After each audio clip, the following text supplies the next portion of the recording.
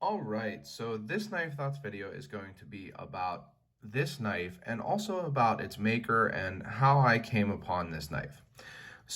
I came upon this knife. It was actually loaned to me because someone who trains at the gym I work at, which is a martial arts gym, saw that I was interested in knives, saw that I had, Knife Thoughts, this channel and blog, and told me that they had this really cool knife that a family friend made, and that they've used. They're not really a knife person, but they are an artist, and so they can appreciate the artistry that goes into such a high quality knife like this. And they wanted me to check it out. And it's one of those things where this knife is made by a knife maker named Victor Smith. And unfortunately, Victor Smith has stopped making knives, but his website is still up, and I was able to get in contact with him, check out his website, and learn a little bit more about this knife and his process. So let's first of all take a look at this knife. It is 100% handmade, the sheath as well as the knife. And so I'll just give you kind of a quick look at this just to show you, all the aspects here. There's the maker's mark, which I'll talk a little bit more about later, but you can see it has the V for Victor Smith, and then it's an arrow with the fletching there. Has some really great custom pins in the handle, some beautiful wood, and then a really nice mirror finish. And I'll talk about all of that here. That's one of the things that I found in looking at Victor's website, is that he goes into more detail than a lot of knife makers on his process. So first of all, to take a little step back, some of his inspirations are really interesting also. So for example, I think he is as much a traditional archery enthusiast as a knife maker or a knife enthusiast. That's kind of coming both from the owner of this knife as well as from his website, where actually most of his inspirations that are listed on his website are more related to traditional archery than to knife making. So I believe he's a very big, enthusiast of that, and that's maybe kind of what helps inspire his designs. And then also he is a bass guitar. He lists some bass guitar makers as his inspiration. So again, kind of a focus on traditionality and the wood that goes into making these, functional pieces of art. So it's really interesting. Those are things that I'm also interested in. I grew up around archery, traditional archery also. And I play very, very casually some guitar, and I love the artistry of guitar making. When I was younger, I was interested in going into being a luthier, which is, I'm not even sure if that's how you say it, but a wood instrument maker. And so those are really cool inspirations for me because they're things I'm inspired by and have been interested in. I think that's a cool thing to see is a knife maker listing inspirations outside of knives. And then another thing is he does list some of his, people who have helped him. And there's some really cool names on that list. Greg Barnes was one of the people he learned knife making from, who he says was an understudy of Loveless. So that's a really cool thing. As well as Dalton Holder, which helped him with the polishing process. Stankovich is how I believe you say it, with the pin making process. And kind of has had a lot of, interesting help along the way to culminate into this style of knife. And so I'll talk about the knife and its components. So first of all, I think one of the first things I noticed was this beautiful wood handle, which I'm not sure what type of wood this is. I don't believe the owner remembered exactly the type of wood, but it is a burl, and it's a very nice burl wood. It's very, very well polished, nicely rounded and contoured, and just a really nice piece of wood. And he actually talks about the process. He gets this wood, he gets it green usually, and lets it sit for like a year and then dries it. He has a wood drying, process that takes a couple weeks. And then he sends it off to this K&G stabilization that stabilizes the wood before he even can start, applying it and shaping it and such.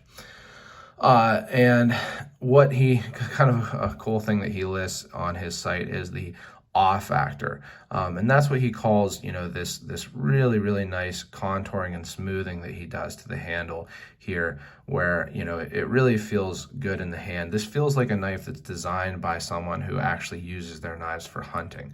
I know my brother is a really big hunter. I do a little bit of hunting, but one of my brothers is a very big, serious, I mean, even you could say professional hunter. And one of the things he always likes about knives is when they have a nice handle. And I think that this really stands out to me as a handle that is designed and made by someone who, really knows what you want a handle to be like in use. Another thing that you notice here are these pins, and that's, well, like I said, something that he learned from a particular maker, and they're really cool. These custom kind of what you might call a mosaic pin. It gives it that extra, custom, high quality, and again, artistic look to it. So that it's not just a utility tool. Certainly, it is well made for that, but it's also, a piece of art that took a lot of thought and design, direction to it. Then finally, one thing you notice is that it is very highly polished. Throughout this, it is very highly polished on the blade and the tang. And that's something that he said he learned from Dalton Holder, and took a long time to perfect, and it is really well done. Now, this knife has been used, so there are some scratches and such on it, but it is very nicely polished. I mean, you're kind of getting a view of what shirt I'm wearing and everything like that. It's so well polished. And it also is a tapered tang knife, which is usually a sign of high quality.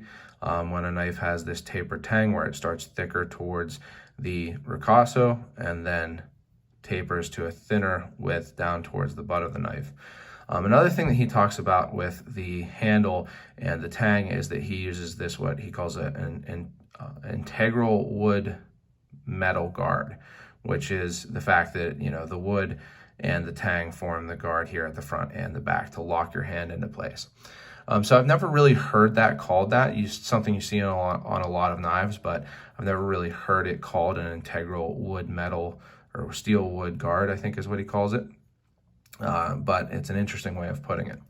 Now, this model is called the Slim, and on his site he shows several different models that he has made. And they're in the 400 and up range. 400 to 500, I think, is what this one ranges in, depending on the wood, I'm sure. And the steel actually was not mentioned on the site, but it was mentioned that it's cryogenically heat treated to 61, Rockwell hardness. So that's a really nice hardness. I'm sure it will hold an edge well if it, really not depending on, but whatever steel it is, I'm sure it will hold an edge well at that hardness. I'm guessing it's something like 440C, but again, I really don't know. It could be, something else. But in his site, he lists something that you don't really see a whole lot, which is that, how much time and material money goes into this. And he says that each knife generally has about $125 of material costs. I'm sure that does vary depending on the handles and, steel and the pins and such, but that's a lot, and then, as he said, is that they take generally 20 to 30 hours, and that's not including research and, continually learning new processes and cleanup and everything like that. So, considering all that, you can see why such a finely made custom knife is in that 400 and up dollar range. It is a piece of art that is also functional.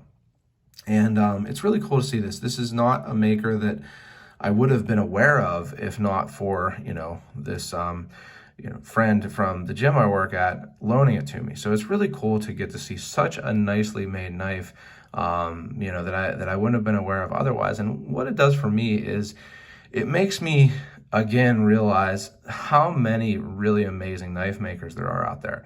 The internet has made it so that some get really popular, and probably more of them, you gain access to than before the internet and before social media.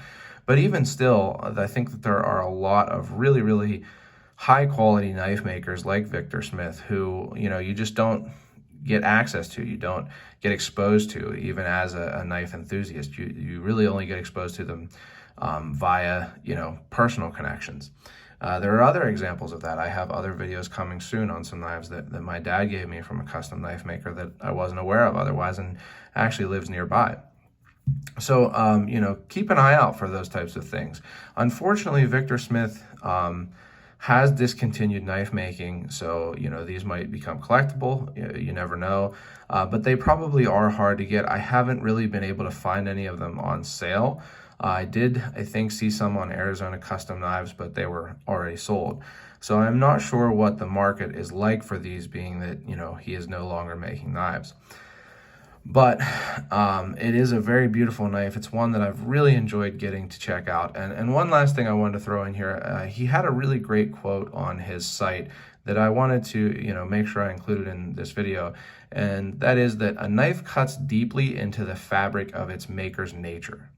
And I think that's really true for this knife and for Victor Smith. Like I said, he lists his inspirations as traditional archery and bass guitar, and then all those, people who have helped him along the way. And even though I've never met Victor or really even spoken to him outside of email, I feel like I can get at least an inkling of an idea of him through this knife and through his knife making. And that's a really, really cool thing about knife making and about a custom knife that's handmade, that has a single maker.